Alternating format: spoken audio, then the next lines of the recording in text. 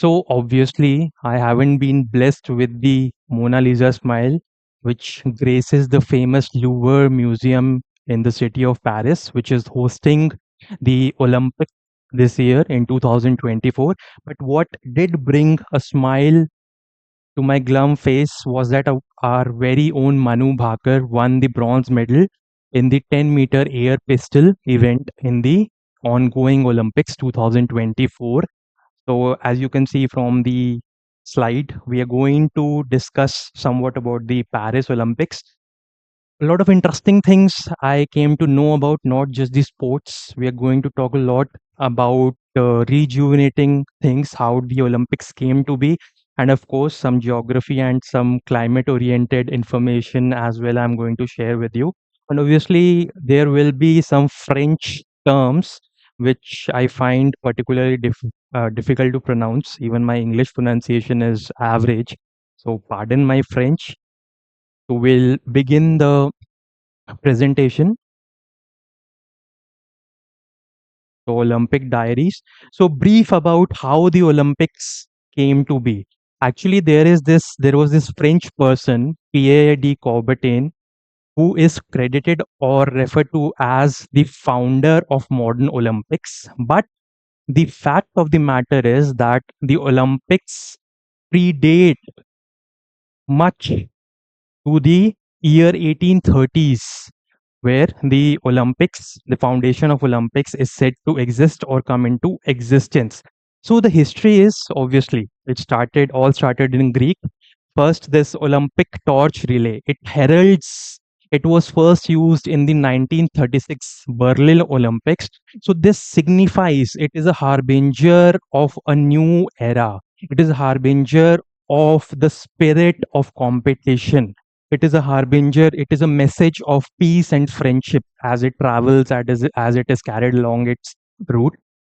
So we are talking about Greece. So Greece in ancient times, it was under the throes of revolution for several years, particularly from this 1821 to 1829, and it was also under the Ottoman rule for quite a few centuries. And after Greece attained independence, it was found that it has been lagging both culturally and economically as compared to its fellow European nations.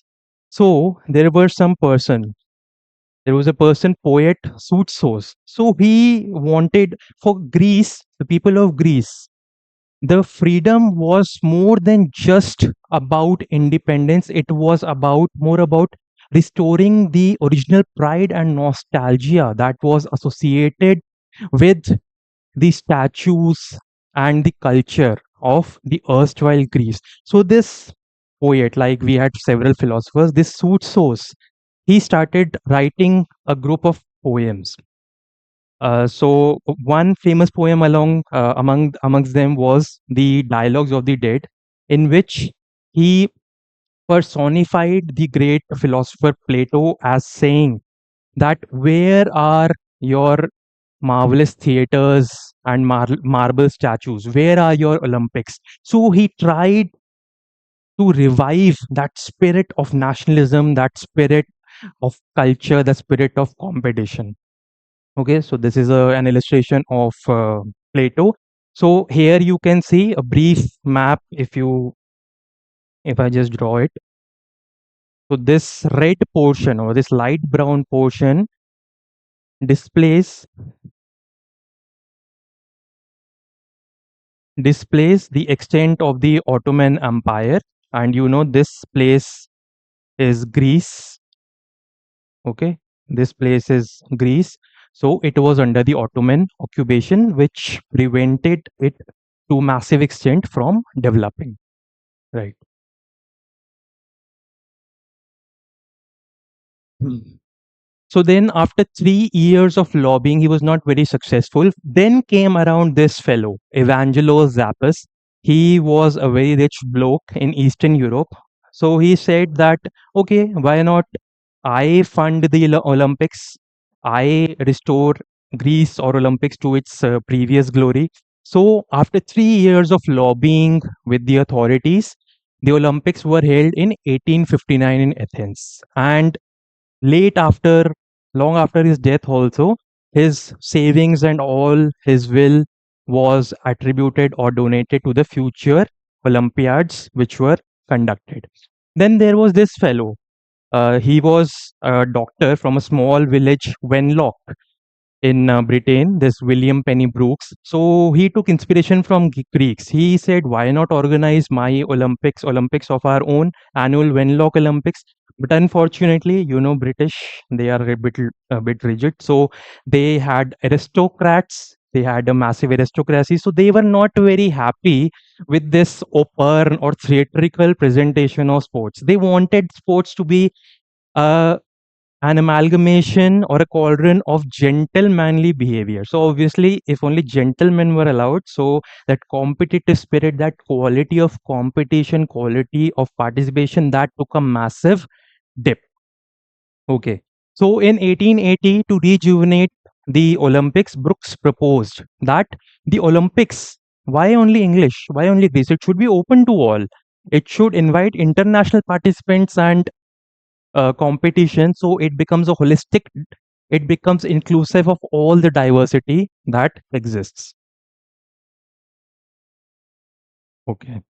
So then after that, this 1894, this Pierre de Coubertin, which who is ultimately referred to as the father of modern Olympics, he took this idea of the Olympiads, which was started by Zappos, Evangelo Zappos, and he came up with an idea: why not conduct a meeting with the representatives of various delegations of various countries. And after several days of these discussions and conferences, it was Coubertin organized the Congress for the revival of the Olympic Games. And after that long lasting conference, the first International Olympic Games were held in Athens in the Panathenaic Stadium, which is entirely made of marble, in 1896. And Athens Olympics, it was held under the aegis of the newly formed International Olympic Community. And as new sports were inducted, it continuously revolutionized, it became modern. So a lot of things, even in news, you might have read that the Paris opening ceremony was found to be bizarre due to its representation, or rather misrepresentation, of certain historical or sentimental events. Anyways, Mm. So now this is loads of information. I'll just summarize it for you. So let us talk about our nation first. So there are 117 athletes who are who are this year's Olympians, which who represent India. Now the thing is, if only 117 out of 1.44 billion people are representing us in the Olympiad, so people should not make it a big issue. There was one bizarre comparison with the per capita national participation. It was being compared with Spain. So Spain apparently has more Olympians participating than India as compared to much lesser population. But in fact, let us be honest with ourselves. Do we really watch Olympics? Do we actually know what sports exist there? We just want to blame and criticize. Even a lot has been talked about in the news that the introduction ceremony, the dress that was portrayed or worn by the adorned by our Olympians, Indian Olympians, that was not impressive. Now, the impressive thing is when we participate and win medals. Now, out of 1.44 billion, most of us are running after government jobs and bashing the government about taxes of the middle class. And also, infrastructure woes are there. I don't deny that. But criticizing and taking quoting the problems everywhere is not a good habit. Okay, so 117 athletes. Opening ceremony was held on the river Seine. So Seine, this basically river is a famous river which passes through Paris. And apparently, I also mentioned in one of my poems that its drainage system is quite outdated. But anyway, so it is pronounced like Sen, like Amartya Sen, Lakshya Sen. So it is like that. And the ceremony will end on August 11. Now, August 11 is considered very lucky for the Indians because it was on August 11 that India won the most medals. One of the important one was won by our very own Abhinav Bindra in the air rifle event. But obviously, we should not wait so long for the Olympics to end so as to conquer our podium. Now, in the Tokyo Olympics of 2020, so out of seven Olympic medalists, five are there which are participating in this year's event. So we have our very own Neeraj Chopra for javelin, Mirabai Chanu for weightlifting. Then we have Lovlina Borgohain for boxing. A majority of the Indians men's hockey team and our badminton star PV Sindhu. And over the course of Olympics, Indians have secured 35 medals.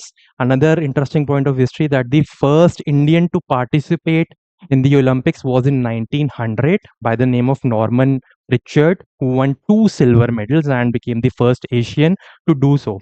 Then Paris has already hosted two Olympic Games in the past, and with the 2024 Olympics, it has become a joint recipient of the distinction of conducting three Olympics along with London. So Paris conducted in 1900, 1934, in 1924, and after 100 years, it is conducting again in 2024. Then I've already talked about the 117 athletes, and apart, there are about 2006 nations and 10,500 athletes, and along with that, there is a team of 37 athletes representing refugees as well. From the point of view, those participants, they will be representing those people who have been displaced or have been bearing the brunt of lack of rehabilitation or sitting on the borderlines due to unrest, political unrest, or war, civil wars, whatever the case may be. So, this is some of the basic things. Okay. 206. So, 329 medal events across about 32 sports events. So 20 will be of mixed gender, and even some events will feature non-binary or transgender people as well. So all inclusive, not only nations, not only caste, not only creeds, not only races, but also gender as well. So a lot of talks have been uh, done. They are prevalent these days of gender equality. So this Mario Deslauriers is a represent will represent Canada as the oldest participant, 59 years. He participated first in 1984 at the age of 19. So you can calculate. Then the interesting thing, what the Olympic medal will be made of. First of all, if you closely observe the shape of France, the geography of France, it represents roughly approximates the shape of a hexagon. So that hexagon shape, and that hexagon shape will derive metal from the girders of the Eiffel Tower itself. So during renovation of the Eiffel Tower, some pieces were taken out. They were given a hexagon shape, and they will feature on the medal of the Olympics in the center, and surrounding it will be the gold or bronze or the silver medal. And the important things from the climatic point of view is that the organizers claim that it is made up of recycled material. And what about these countries, Russia and its ally Belarus, due to its invasion? Like in the last Olympics, Tokyo Olympics, the participants, the athletes from these countries are allowed to participate, but only after undergoing a vetting or screening process. That is, for example, if any athlete is found to be associated with the military invasion or war between Russia and Ukraine, he or she will be immediately disqualified. Okay, so they were not allowed to participate in the opening ceremony. Okay, and they are to participate as neutrals. Their national anthems will not be there. So these things are there. And more interesting facts apart from this. So this new event, breakdancing or breaking, is the newest event to find its place in this year's Olympics. And other events which were first conducted for the first time in 2020 Tokyo Olympics, the rock climbing, You might have seen their indoor rock climbing. Then surfing and skateboarding. They have been also retained for the this year's. They are second for the second time. And some of the sports which found their place, three sports are there which are not included this time. They were there in the 2020 Olympics. One is karate, the other two softball and baseball. Just remember, judo is a sport which is included in the Olympics this year, and judo is different from karate. So this I read about specially. So judo is more of a grappling, throwing, and it is bound by a lot rules. Such physical contact is not explicit. Physical contact is not there. It is throwing, about submitting, grappling, holding. So there are various techniques. Karate is more of a stylistic martial arts, which is more about striking, and it has various styles. So karate is not there, but judo is there. And surfing has also been retained, surfing events part of. But the interesting thing is that it is being not held in mainland France. It is being held in this part. Here we have a group of islands known as French Polynesia, which are which constitutes the overseas territory of France. So even now, imperialism or colonialism exists in some form or the other.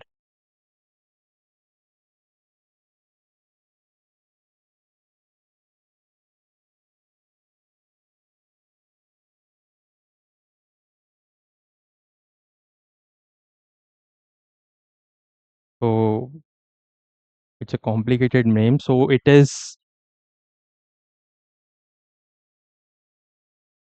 so it is actually pronounced as Tearhupo. Okay, so it is, there is a place in French Polynesia, Tahiti. For the geography students, this place is very important from the point of discussion over ENSO or El Nino Southern Oscillation. So we'll not go into that. So here, this part will be hosting, this city will be hosting. There is an ocean, good ocean. So surfing event will be hosted here. This Teahupo. Okay.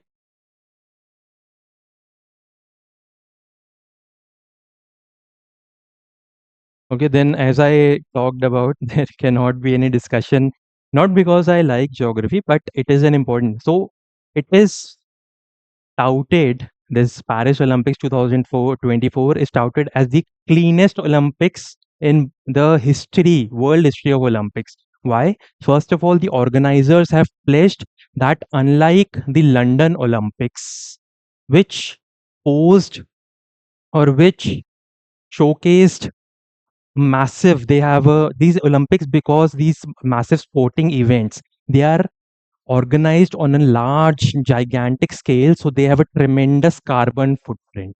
So, for example, London Olympics, it had a carbon footprint of 3.3 billion tons of carbon.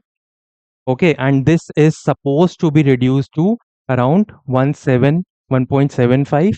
So it is supposed to be half. So that is the pledge. And some of the features or some of the aspects which are reforming the climate, or which, and such massive events, they not only have to, they are a symbol, they should stand as a symbol of change, that the earth is warming. So these massive scales, the sporting events that are being organized, they should adopt sustainable means, so in order to pave the way or show the way to the future sporting events, or for any organization that is being organized on a large scale.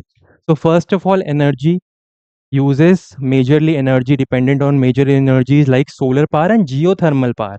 Geothermal power is basically energy stored in the form of geysers and springs due to the heat, internal heat of the earth. Like in India, we have hot springs, Manikaran, Tatapani in Chhattisgarh. Then eating, of course, meat and dairy, one of the largest emitters of greenhouse gases, 18% contribution.